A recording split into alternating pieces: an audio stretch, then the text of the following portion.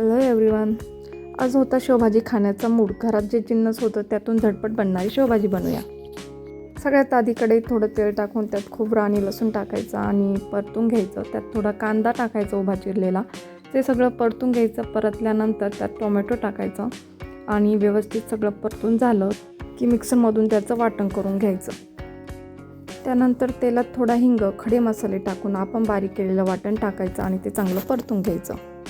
मसाला चांगला तेल सुटेपर्यंत परतला गेला की त्याच्यामध्ये घरचा मसाला 1 चम्मच टाकायचा. लाल तिखट आवडीप्रमाणे टाकायची, जे तुम्हाला किती तिखट पाहिजे त्यानुसार.